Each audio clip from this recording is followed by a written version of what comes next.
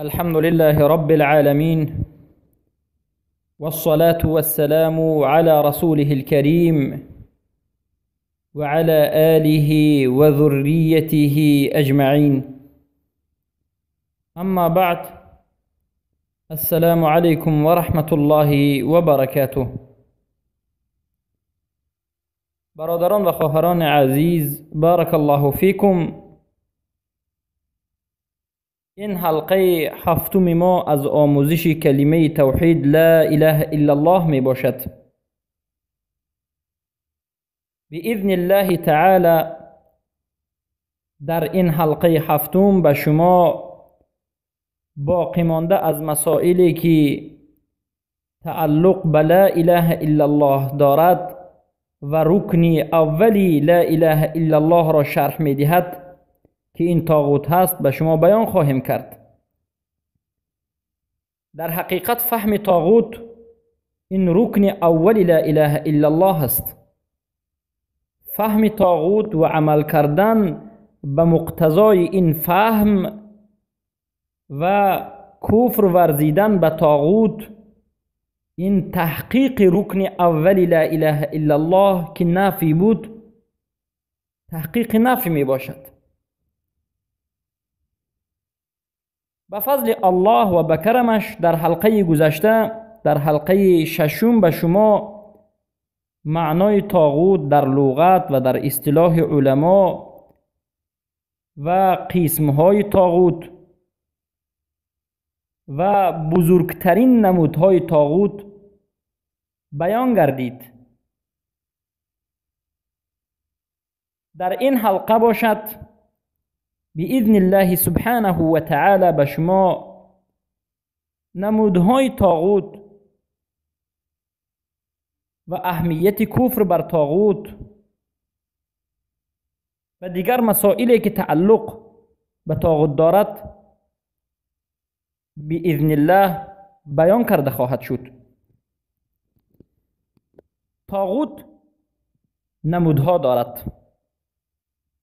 قسمهای طاغوت را ما در حلقه گذشته ذکر کردیم که 3 قسم است: طاغوت الاتباع، طاغوت العباده و طاغوت الطاعه. و شرح و توضیح گذشت و بیان به تکرار و ذکر این گذشته نیست.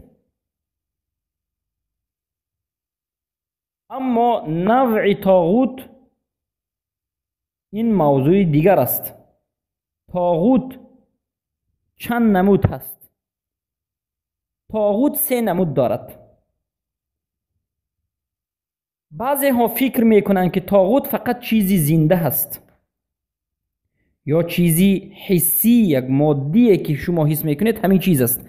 یعنی طاغوت یک چیزی هست که چیزی زنده باشد یا چیزی که شما میبینید همین چیز باشد، که البته این تصور و فهم خطا و غلط هست. طاغوت میتواند چیزی زنده و غیر زنده باشد، عاقل و غیر عاقل باشد. و طاغوت میتواند که چیزی معنوی باشد، مادی و معنوی باشد. مثال میاریم به طاغوتی که جان ندارد و چیزی خشک است، به مانند بت، هیکل و این درخت و سنگ و چیزهایی که غیر الله سبحانه و تعالی پرستیده می شود، یا قبر، یا که قانونهای غیر شرعی، عادتا میگوییم سودیه های قانونی امروزه که غیر شرعی هست، همه اینها طاغوت است.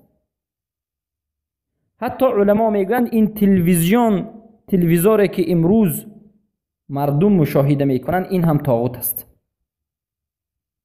سبب از طاغوت بودنش این است که تمام فتنه و فساد و شبهه و کفر و دیگر از دین الله بندگان را داشتن در این تلویزور و تلویزیون وجود دارد. و تمام چیزهایی که از دین الله انسان را باز می دارد، این چیز را طاغوت نامیده می شود. برای همین است که در زمان قدیم بت‌هایی که به مانند قریش داشتند، به مانند لات، عزا، منات، اینها را رسول اکرم صلی الله علیه و سلم و صحابگان طاغوت می نامیدند. سبب این بود که لات، عزا، منات هیکلی بود که مردم اینها را پرستش می کردند و به سبب همین از دین دور می شدند. بارک الله فیکم. این نمود اولی طاغوت است که این را جماد گفته می شود، یعنی طاغوت هایی که روح ندارد، زنده نیست، عقل ندارد، اما مردم این چیزها را به خود طاغوت گرفتند. نمود دوم طاغوت این طاغوت هایی که زنده هستند، عقل دارند، از شیطان ها به مانند شیاطین، به مانند ساحرها، ساحری که مردم را سحر می کند، به مانند کسی که ادعای الوهیت می کند، یعنی می گوید که مرا پرستید، یا به مانند کسی که ادعای علم غیب می کند، یا به مانند کسی که حکمی بغیر ما انزل الله می کند، یا به مانند کسی که در حالت پرستی شدن راضی هست، که همه اینها بزرگترین و اساسی طاغوت هست. و نمود سومش، یعنی نمود سومین طاغوت، این امور معنوی، طاغوت معنوی هست. طاغوتی که شما نمی بینید، طاغوتی که نه از جمله جمادات است و نه از جمله احیاء و زنده و از جمله عاقلان است، بلکه معنوی هست، فکری هست، در معنویات انسان ها وجود دارد. ما خیلی که به شما بیان کردیم، همه آن چیزی که از دین الله و از عبادتش انسان را باز می دارد، این طاغوت است، گرچنده که معنوی هم باشد. ابن القیم الجوزی رحمه الله، یکی از بزرگترین علمای اهل سنت و الجماعت، در زمان خودشان مجاز و تأویل را طاغوت نامیدند. مجاز و تأویل، تأویل یعنی به معنای تحریف، طاغوت معنوی. بعضی انسان ها به خاطر مجاز و تأویل گمراه شدند و مجاز و تأویل را طاغوت گرفتند. بعضی از علما میگن در این زمان ما مثال معنوی، مثال طاغوت معنوی این مصلحه هست، مصلحت المرسله میگن. عموما مصلحه چند مصلحه فاسد، مصلحه معروف، مصلحه مرسله، عموما نمودهای زیاد دارد و این مسئله اصولی هست مصلحه. اما بعضی از علمای اهل سنت و الجماعت میگویند در امروز مصلحه تبدیل به یک طاغوت شده است. بسیار مسلمان ها چیزی حرام را به خاطر مصلحه میگویند و این قاعده را غلط استفاده میبرند و چیزی حرام را به حلال تبدیل میدهند. امروز اینقدر مسلمان ها مصلحه را استفاده بردند که امت اسلام در حالت به نهایت وزنین و در حالت ضعف و در حالت به نهایت شکست روز به سر میبرد. بارک الله فیکم. البته مصلحه باید مصلحه امت در نظر گرفته شود، اما امروز بعضی از طالب علمان مصلحه شخصی خود را میبینند و حکم و فتوای عامه مسلمان ها را میبرند. مصلحه شخصی خود را نظر میکنند و فتوای عامه میبرند که این غلط است. باید نظر به عامه امت اسلام کرد، به نظر به مصلحه عامه مسلمان ها کرد. بارک الله فیکم. پس این سه نمود طاغوت است. نمود از جمادات، از چیزهای عقل داشته و روح داشته و زنده، و از چیزهای معنوی. بارک الله فیکم. وقتی که این نمودها و تقسیمات طاغوت را انسان می آموزد، در حقیقت خودش را از این نمود طاغوت ها دور می گیرد. یک کسی سوال کردنش ممکن است که برادر عزیزم بارک الله فیکم، چرا به ما تقسیمات طاغوت، نمودهای طاغوت، طاغوتهای بزرگ، طاغوتهای کوچک یا در دیگر مسائل تقسیمات و این چنین دیگر چیزها را می آموزید؟ تقسیمات توحید، نمودهای توحید، تقسیمات مثلا شرک، نمودهای شرک و مثالها بر شرک چرا می آموزید؟ برادرم و خواهر بزرگوارم بارک الله فیکم، برای آن ما در این مسائل نمودها، تقسیماتش و تمام جزئیاتش را مثلا در مسئله توحید، در مسئله شرک و در مسئله لا اله الا الله و در مسئله طاغوت می آموزیم که تا در همین مسئله ها واقع نشویم، یعنی تا خودمون همین کارها را بجا نآوریم. یکی از علما میگن تعلمت الشر لا للشر بل للوقایه، میگن که من تعلیم گرفتم چیزی بد را نه به خاطر این که بد است، به خاطر بد بودنش، بلکه به خاطر دور کردن خودم از این کار بد. چگونه که شکننده های طهارت را می آموزیم تا که در حالت شکستن طهارت دانیم که طهارتمان شکسته است و خودمان را از این چیز دور می گیریم. و این چنین شکننده های اسلام را می آموزیم تا که اسلام ما نشکند و در اسلام ثابت باشیم.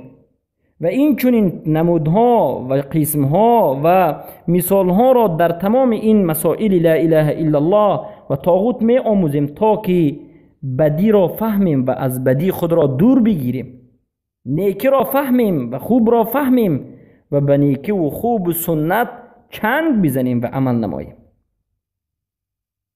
بارک الله فیکم. پس این مسئله بود نمودهای طاغوت. اما اهمیت کفر بر طاغوت و منزله و درجه کفر بر طاغوت در دین و ایمان تا کدام درجه است؟ کفر بر طاغوت چی اهمیت دارد؟ چی منزله و چی درجه در دین و ایمان دارد؟ باید بدانید که اولین چیزی که الله رب العزت و الجلال به بندگانش فرض کرده است این کفر بر طاغوت است. و به انمین کفر بر طاغوت، کفر ورزیدن بر طاغوت، تمام رسولان و تمام انبیایی که الله رب العزت و الجلال فرستاده است دعوت نمودند. خیلی که دلیل به همین دلالت می کند. سوره نحل آیت 36 را نظر بکنید. الله سبحانه و تعالی می گوید اعوذ بالله من الشیطان الرجیم ولقد بعثنا في كل أمة رسولا أن اعبدوا الله واجتنبوا الطاغوت.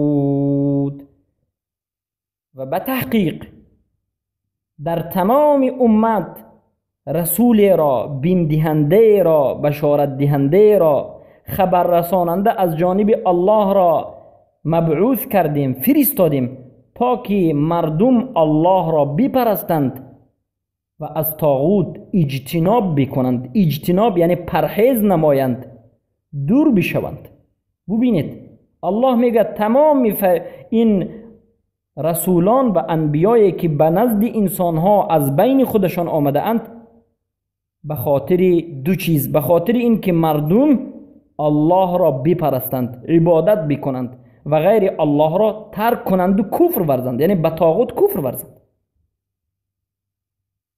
پس کفر بر طاغوت این رکن بزرگترین در توحید است. زیرا توحید نامیده نمی شود تا همان زمانی که کفر بر طاغوت نفی، یعنی نفی، رکن نفی کفر بر طاغوت بجا بیاید. تا همان زمانی که یک انسان نفی رکن اولی لا اله الا الله رد کردن و کفر بر طاغوت ورزیدن را بجا نآورد، داند که توحیدش توحید نیست. چرا که توحید همان وقت تحقیق می گردد، توحید همان وقت بجا می آید که انسان غیر الله رب العزت و الجلال دیگر معبودان باطل را ترک بکند و به اونها کفر ورزد. دین صحیح نمی شود، دین انسان، دین اسلام قبول نمی گردد مگرم با کفر بر طاغوت، مگرم با بجا آوردن رکن اولی لا اله الا الله نفی. پس این اهمیت کفر بر طاغوت به نهایت اهمیت بزرگ دارد. کفر بر طاغوت این سخن خوارج ها نیست، کفر بر طاغوت این منهج اهل سنت و الجماعت است، این رکن لا اله الا الله است. اما افسوس که امروز بعضی از طالب علمان مرجعه یا که مائل شده به مرجعه یا که والله اعلم طالب علمان جاهل و جهلا در موضوع طاغوت سخن کردن را بد می‌بینند، در حالتی که این رکن دین است. خود این بیخردان، بیعقلان، جاهلان و خود این اهل بدعت و ضلالت زدگان از این رکن بیخبرند. تمام علمای اهل سنت و الجماعت به این گفته دلیل های زیادی را ذکر کرده اند و تمام علمای اهل سنت و الجماعت اجماع کرده اند که کفر بر طاغوت این مقابل یا که معنای نفی لا اله الا الله است، یعنی نفی یعنی کفر بر طاغوت است و به امین گفته اجماع را نقل کرده اند. الله سبحانه و تعالی در سوره بقره آیه 256 میگوید فمن یکفر بالطاغوت و یؤمن بالله فقد استمسک بالعروة الوثقا. هر کسی که کفر بر طاغوت ورزد، هر کسی که بر طاغوت کفر ورزد و به الله ایمان بیاورد، به تحقیق به عروة الوثقا چنگ زده است. عروة الوثقا چیست؟ عروة الوثقا لا اله الا الله است. علما میگن معنای عروة الوثقا که در این آیت 256 سوره بقره آمده است، عروة الوثقا معناش لا اله الا الله، لا معبود بحق الا الله، نیست معبودی بر حق بجز الله است. یعنی هر کسی که اول به طاغوت کفر ورزد، یعنی اول غیر الله را رد نماید، اول قلب خود را پاک بکند از شرک و از غیر الله سبحانه و تعالی و بعد از این به این قلب پاک و ناب و این قلبی که تمام چیزها را غیر از الله سبحانه و تعالی از خودش بیرون کرده است به الله ایمان بیاورد، به تحقیق به لا اله الا الله چنگ زده است. معنای آیت اگر به مفهوم المخالفه نظر بکنیم، عادتا بارک الله فیکم اصول فقه یک علمی است که در فهم قرآن و سنت به ما کمک می نماید و در این علم آمده است منطوق، مفهوم و مفهوم المخالفه. ما به شما منطوق آیت را ذکر کردیم. آیت نطق می کند که هر کسی که کفر به طاغوت ورزد ایمان به الله آورد چنگ به لا اله الا الله زده است. در حقیقت لا اله الا اللهش بجا آمده است. مفهوم مخالفه، مخالف این آیت را وقتی که نظر میکنیم معناش این است که هر کسی که به طاغوت کفر نورزیده است این انسان متمسک لا اله الا الله نیست، چنگ زده به لا اله الا الله نیست، یا چنگ زننده به لا اله الا الله همچون چنگ زننده به لا اله الا الله به اعتبار گرفته نمی شود. پس همان وقت متمسک لا اله الا الله، چنگ زننده لا اله الا الله می شویم و همان وقت ممثل نشان دهنده و زنده کننده لا اله الا الله میشویم که کفر بر طاغوت در ما وجود باشد، در ما وجود داشته باشد. پس هر کسی که به کافر به طاغوت کفر نمیورزد، این خودش کافر است و غیر مسلمان است. سخنمون باز مفهومتر میشد از اینجا که زیرا کفر بر طاغوت این رکن توحید است و هر کسی که رکن توحید را به جا آورد توحیدش قبول نمی شود و توحیدش صحیح نمی شود. توحید انسان، اسلام انسان، ایمان انسان همون وقت قبول است که کفر بر طاغوت رکن اولی لا اله الا الله نافی به وجود آمده باشد. بارک الله فیکم. هیچ وقت در یک انسان هم ایمان و هم کفر جمع شدنش ناممکن است. هم ایمان و هم طاغوت، ایمان به الله با همراهی ایمان به طاغوت، این ناممکن است. زیرا الله رب العزة والجلال این معبود برحق است و واجب است بر من و شما که ایمان به الله بیاوریم و ایمان به الله آوردن این تقاضا می نماید و طلب می کند که کفر به تمام چیزهایی که غیر الله سبحانه و تعالی است یا به تمام اله و معبودان باطلی که به غیر الله سبحانه و تعالی است باید کفر ورزیده شود. هر کسی که بگوید من ایمان به الله آوردم و بعد از این باز ایمان به قبر آورده باشد، ایمان به بت آورده باشد، ایمان به وثن آورده باشد، ایمان به دیگر چیزهای شرکیات آورده باشد، این ایمانش به الله قبول نیست و حالا ایمانش صحیح و کامل نشده است. باید به الهان معبود کفر ورزد و اونها را رد بکند.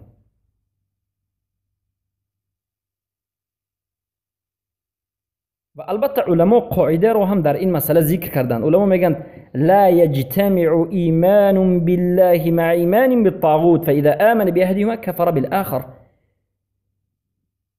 ایمان به الله و ایمان به طاغوت در یک جا هیچ وقت با همراهی یکدیگر جمع شدنش ناممکن است. هر کسی که ایمان به یکی از این دو چیز آورد حتما به دیگرش کافر خواهد شد. یعنی یک انسان هم ایمان به الله آوردنش و هم ایمان به طاغوت آوردنش ناممکن است. یا باید ایمان به الله بیارد یا باید ایمان به طاغوت آورد. اگر ایمان به طاغوت آورد به الله کفر ورزیده است و اگر ایمان به الله آورد در حقیقت کفر به ایمان به طاغوت ورزیده است.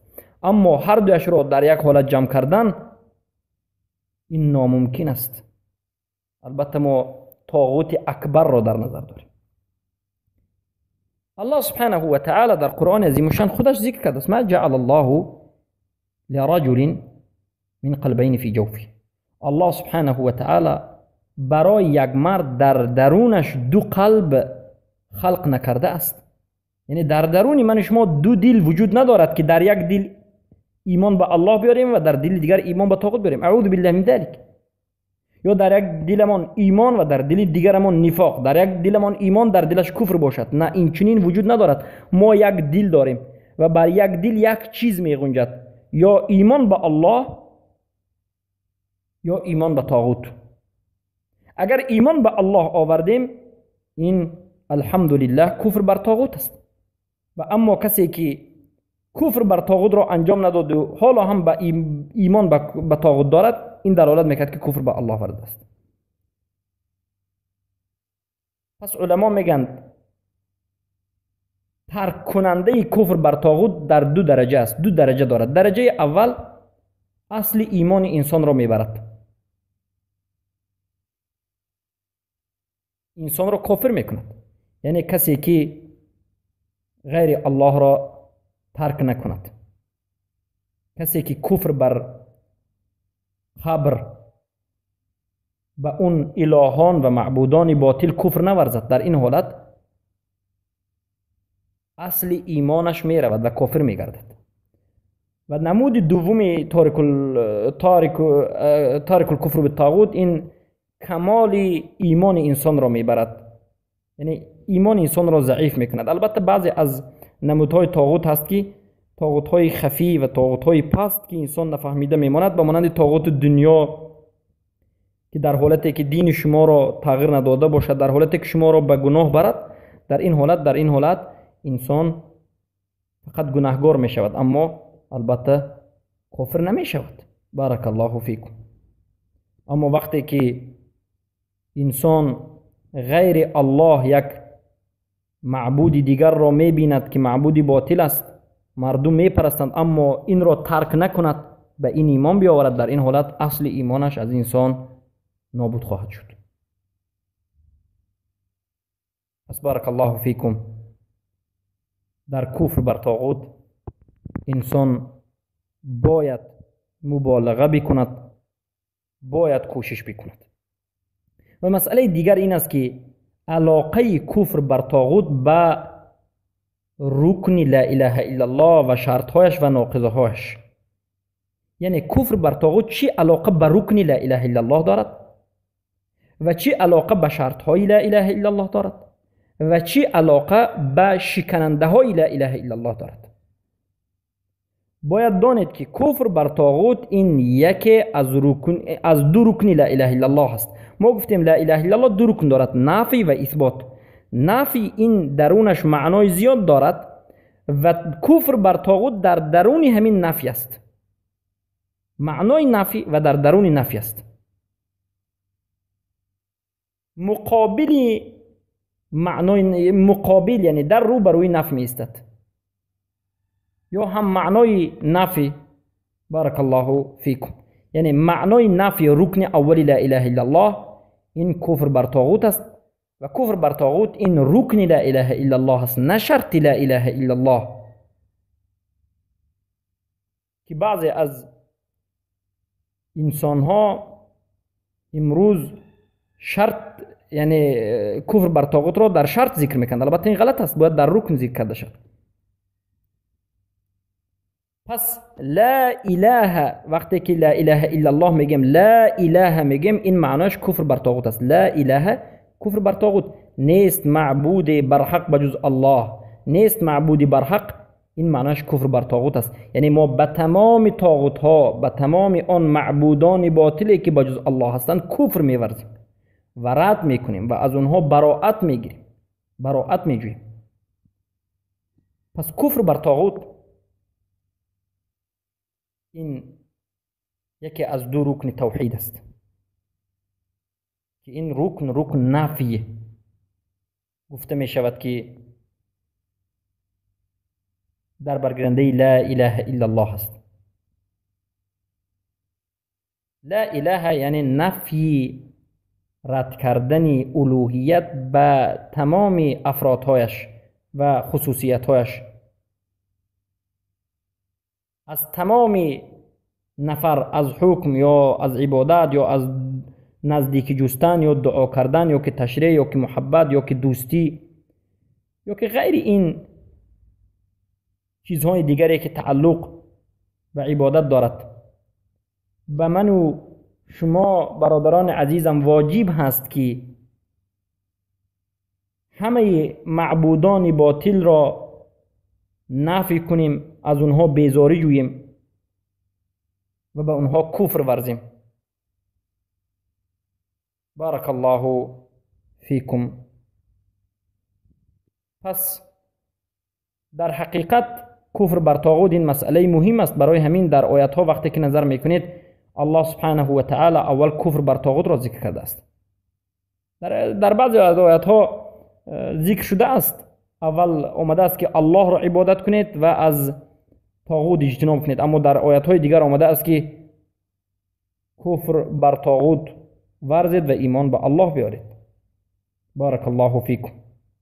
معنای این سخن این است که هر کسی که بگوید من به اسلام داخل شدم، لا اله الا الله بگوید، یعنی بگوید که من الله یگانه را قبول کردم بگوید، اما رکن اولی لا اله الا الله را بجا نآورد، مسلمان شود اما از الهان معبودان باطلی غیر الله، معبودان باطلی که در این دنیا وجود دارند از غیر الله، به اونها کفر نورزد، اسلامش صحیح نیست. برای همین الله سبحانه و تعالی از ما خواست که اول به تمام معبودان باطل کفر ورزیم، اونها را رد بکنیم، نفی بکنیم، قلبمون را پاک بکنیم، به اونها تعلق نورزیم و بعد از این به الله سبحانه و تعالی ایمان بیاوریم. و این اهمیتش بود. در حقیقت این دلالت میکند که کفر بر طاغوت اهمیت به نهایت بزرگ را دارد. و این چنین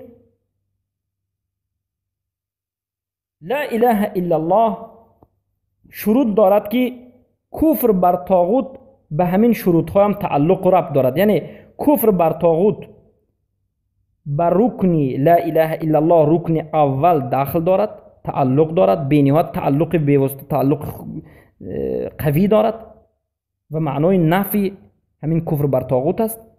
و این چنین کفر بر طاغوت به شرط های لا اله الا الله تعلق دارد. شرط های لا اله الا الله به مانند محبت به الله، بغض به طاغوت و به دیدن طاغوت. از جهت اخلاص اگر نظر بکنید،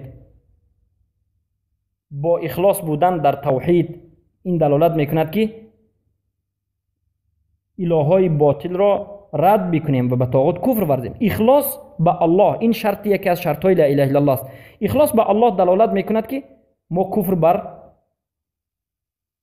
غیر الله سبحانه و تعالی ورزیم. همان وقت ما به الله مخلص میشویم که به غیر الله تعلق نداشته باشیم، به غیر الله ایمان نداشته باشیم، فقط به الله سبحانه و یگانه به الله ایمان داشته باشیم. کدام وقت مخلص میشیم؟ همون وقتی که کفر به طاغوتمون قوی باشد. وقتی که کفر به طاغوت قوی نیست، اخلاص هم ضعیف میگردد. محبت به الله، عشق به الله همون وقت قوی میشد که کفر به غیر الله، کفر به طاغوت زیاد باشد، قوی باشد. و این چنین از جهت انقیاد یکی از شرطهای لا اله الا الله. و این چنین بارک الله فیکم علاقه کفر بر طاغوت به شکننده های اسلام. کفر بر طاغوت به شکننده های اسلام نیست، علاقه دارد و تعلق دارد به مانند شرک. کفر بر طاغوت تعلق به شرک هم دارد. شرک همین عبادت طاغوت است. اقرار کردن طاغوت، عبادت کردن طاغوت، این شرک است. پس هر کسی که میخواهد که از شرک دور باشد، هر کسی که میخواهد که مسلمان حقیقی باشد، باید کفر بر طاغوتش قوی باشد تا که از شرک و از شکننده های اسلام دور باشد. و این چنین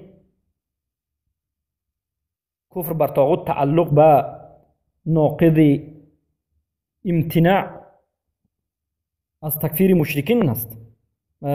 چخیلی که شیخ الاسلام محمد بن عبدالوهاب در سومین شکننده اسلام ذکر میکنند: من لم یکفر المشرکین او صح مذهبهم او شک فی کفر فقد کفر.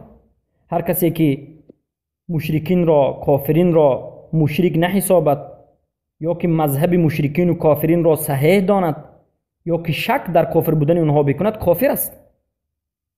که این مسائل در شکننده های اسلام و در مسائل تکفیر و در شرح مسائل من لم یکفر الکفر فهو کافر، قاعده بزرگی هر کسی که کافر رو کافر نمیگد کافر است، در حلقه های گذشته به شما شرح داده شد. بارک الله فیکم. پس انمین شکننده اسلام این کفر بر طاغوت است، یعنی تعلق قوی به انمین شکننده هم دارد. هر کسی که مشرکین را کافر نداند خودش کافر است. یعنی معنای سخن چیست؟ هر کسی که مشرک ها را کافر نداند، حالا خودش به طاغوت کفر نورزیده است و خودش کافر میگردد. و این چنین به شکننده های اسلام تعلق به دوستداری کفار و کمک کردن کفار است. از بزرگترین نمود کفر بر طاغوت این است که انسان به کفار دشمنی بکند و به اونها موالات دوستی نکند و از کافران و مشرکان بیزاری جوید و این بزرگترین چه نمودی کفر بر طاغوت است. اما امروز مسلمان ها، چقدر مسلمان ها در قلب خود کافران را دوست می دارند. از عادی و غیر عادی نظر بکنید، به مردم عادی نظر بکنید. از این تلویزیون ها می بینند فیلم های اونها را، بازی های اونها را و دیگر چیزهای اونها را و محبت کافر را در قلب خود جای کردند که البته این به کفر بر طاغوت، به کفر طاغوت اونها در تحقیق کفر بر طاغوت ضرر می آورد و ایمان انسان را ضعیف می کند. انسان نباید کافر را دوست دارد. انسان باید از کافر و از مشرکین و از اونانی که معبود باطل را می پرستند باید بیزاری جوید. پس عموما بگویم ایمان آوردن به طاغوت این یکی از شکننده های لا اله الا الله هست و نابود کننده رکن لا اله الا الله و شروط لا اله الا الله هست. بارک الله فیکم. مسئله دیگر در مسئله طاغوت، این کفر بر طاغوت، این است که با زبان و با اعتقاد و با عمل است. خیلی که ما ایمان را به شما بیان کردیم. بارک الله فیکم. اهل سنت و جماعت میگن ایمان قول و عمل و اعتقاد. قول است و عمل است و اعتقاد است. قول و عمل، قول است و عمل است، اعتقاد به عمل داخل می شود. پس کفر بر طاغوت هم قولا، عملا و اعتقادا است. بارک الله فیکم. پس هر کسی که می خواهد کفر به طاغوت بیاورد باید قولا و اعتقادا و عملا به طاغوت کفر ورزد. سخن هم با زبانش به اونها کفر ورزد، با عملش نشان بدهد که به اونها کفر ورزیده است و اعتقادا اونها را بد بیند، کافران را یا طاغوت را دوست ندارد. برای همین است که علما میگن ایمان مشروع هست و ایمان ممنوع و کفر مشروع هست و کفر ممنوع. خوب دقت بدید. ایمان مشروع چه خیلی ایمان است؟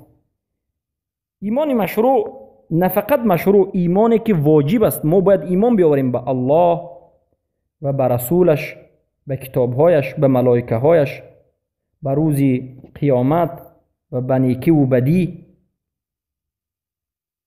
همه این ایمان آوردن ایمان واجب است. هر کسی که به این گفته ها رکن ایمان نمیورد کافر است. یعنی این ایمانی واجب است. اما ایمان ممنوع هم هست. ایمان ممنوع این ایمان آوردن به طاغوت. ایمان آوردن به طاغوت این نمود ایمان کفر است. انسان باید ایمان واجب را به جا بیاورد، ایمان به الله، به ملائکه ها، به رسول ها، به کتاب ها، به روز قیامت و تقدیر نیکی و بدی ایمان بیاورد و این فرض است، فرض عین است. اما کفر به طاغوت ورزد، ایمان آوردن به طاغوت این حرام است و جایز نیست و کفر است. کفر ممنوع، کفر کردن به الله، کفر ورزیدن به الله، کفر ورزیدن به رسول الله، کفر ورزیدن به همه امرهای اللهی که من شما ایمان آوردیم. این کفر است که انسان را کافر میکند و کفر ممنوع است، جایز نیست.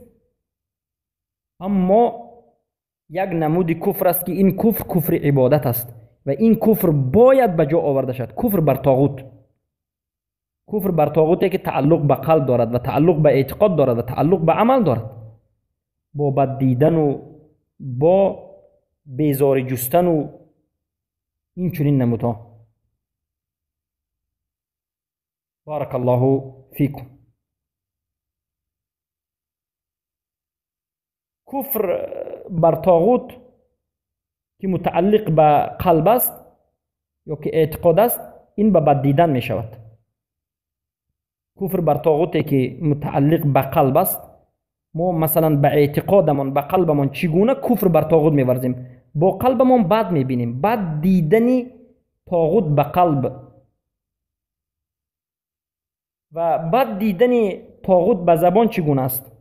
دشنام دادن این طاغوت به مانند لعنت الله گفتن بعضی از نمود طاغوت ها را و تکفیر کردن و گمراه نامیدن و گمراهیش را و کفرش را و این مشکلاتش را به مردم بیان کردن و مردم را از طاغوت دور کردن و پرهیز کنانیدن، این همه کفر بر طاغوت با زبان است.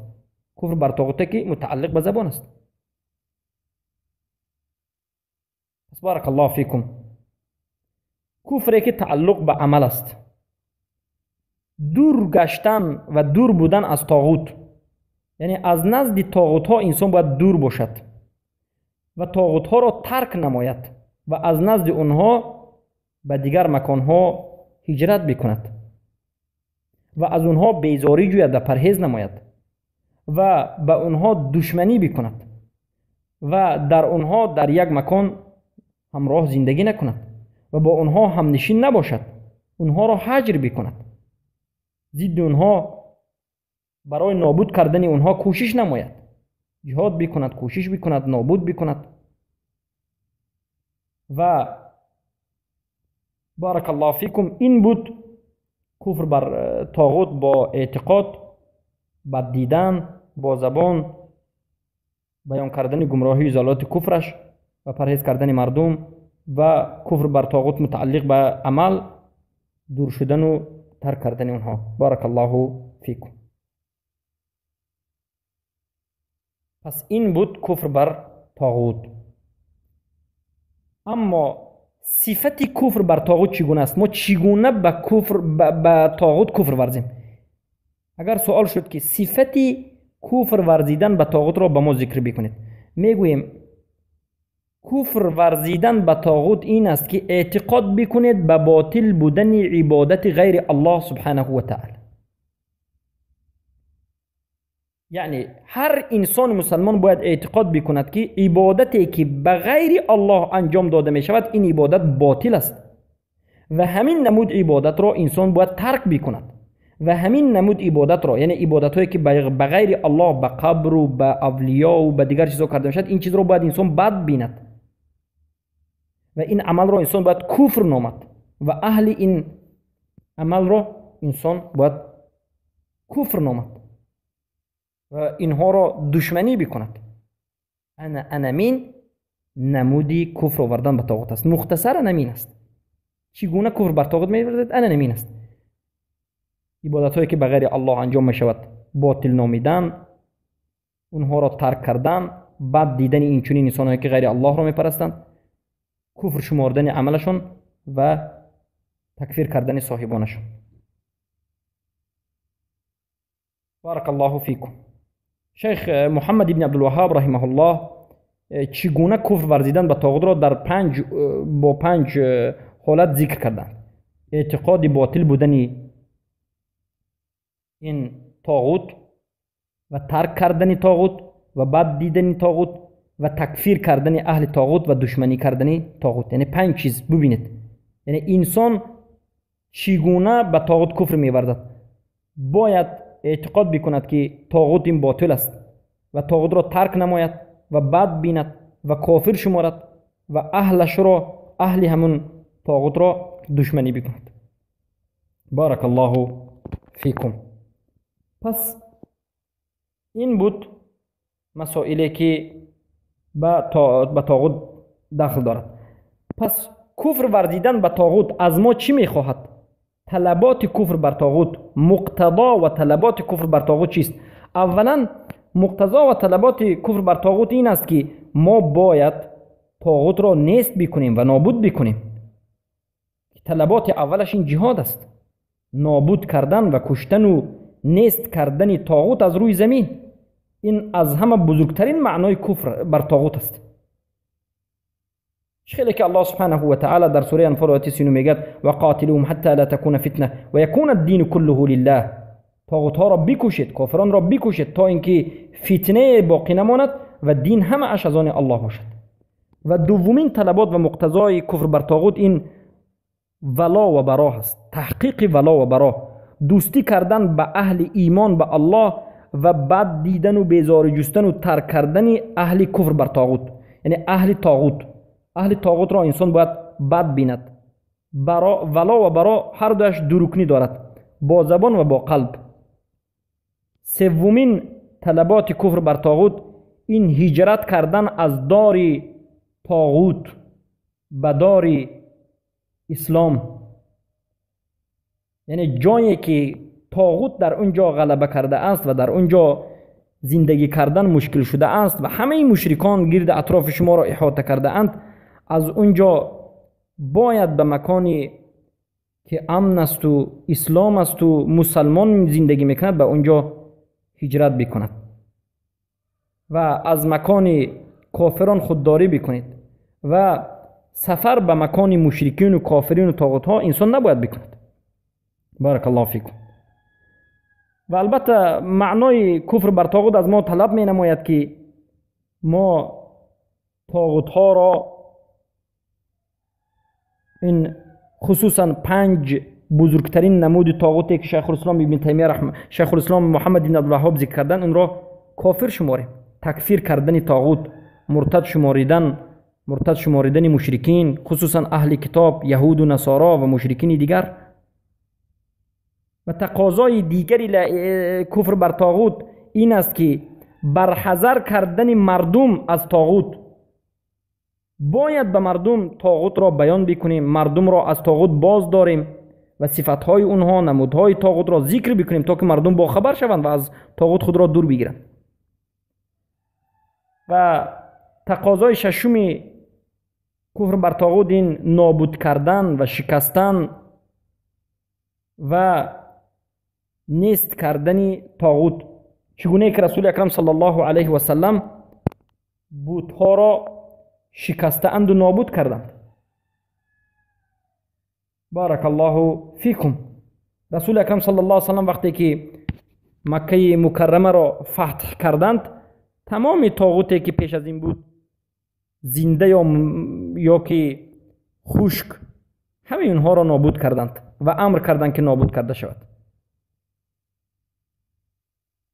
بارک الله فیکم. پس این بود بر کفر بر طاغوت، یعنی طلباتی که کفر بر طاغوت از ما میکرد. و یک موضوع دیگر را میگویم و با همین مسئله را به آخر میرسانیم. این است که مخالفات در مسئله کفر بر طاغوت، البته هستند کسانی که در مسئله کفر بر طاغوت با اهل سنت و الجماعت مخالف هستند. اولا کسانی که مخالف بر کفر بر طاغوت هستند، اینها مؤمن به طاغوت هستند. ایمان آوردگان به طاغوت البته همیشه مخالف عقیده اهل سنت و الجماعت. دومین کسانی که مخالف بر کفر بر طاغوت هستند، عبادت کنندگان طاغوت. فرق ایمان آوردگان بر طاغوت، عبادت کنندگان بر طاغوت، فرق این دو کلمه این است که کسی که طاغوت را عبادت میکند، این هم ایمان به طاغوت دارد و هم به همین طاغوت عبادت میکند. اما کسی که ایمان به طاغوت دارد، طاغوت را عبادت نمی کند اما ایمان آورده است، هر دوش هم کفر است. بارک الله فیکم. کسانی که با طاغوت آمیخته شده اند، طاغوت را دشمن نمی حسابند و از طاغوت خود را دور نمی گیرند، البته اینها هم در مسئله کفر بر طاغوت مخالف هستند. چهارمین گروه، اینها دفاع کننده از طاغوت، دفاع کننده های طاغوت و لشکران طاغوت و به خاطر طاغوت می جنگند و وفات می کنند. سبحان الله، چقدر امروز مردم به خاطر طاغوت، به خاطر زنده کردن طاغوت می جنگند. و پنجمینش کسانی هستند که کشندگان اهل توحید، یعنی کشندگان کسی که کفر بر طاغوت آورده است، یعنی کسی که کفر بر طاغوت بکند این را نابود میکند. از همه بدترینش این قسم پنجمیش است که اینها یک نمود انسان‌هایی هستند که موحدین را نابود میکنند. امروز همین زمان است که هر کسی که طاغوت را شناخت، هر کسی که کفر بر طاغوت آورد، این را نابود میکنند. این نمود بدترین نمود است که البته الله سبحانه و تعالی به همه این نمودها جزایش را آماده کرده است. و ششمین کسانی که مخالف بر کفر بر طاغوت هستند، اینها منکر هستند. منکر یعنی عقیده کفر بر طاغوت را رد میکنند و این عقیده را دروغ میشمارند که البته این سخنشان سخنی باطل است. بارک الله فیکم. با همین مسئله طاغوت به شما مختصرا به بیان کرده شد و به پایان رسید. از الله سبحانه و تعالی دعا میکنیم که به ما علم نافع و علم عمل کننده و کفر بر طاغوت را به ما نصیب و روزی بکند. سبحانك اللهم بحمدك اشهد ان لا اله الا انت استغفرك و اتوب الیک. و از دراز شدن معذرت میخواهیم. بارک الله فیکم.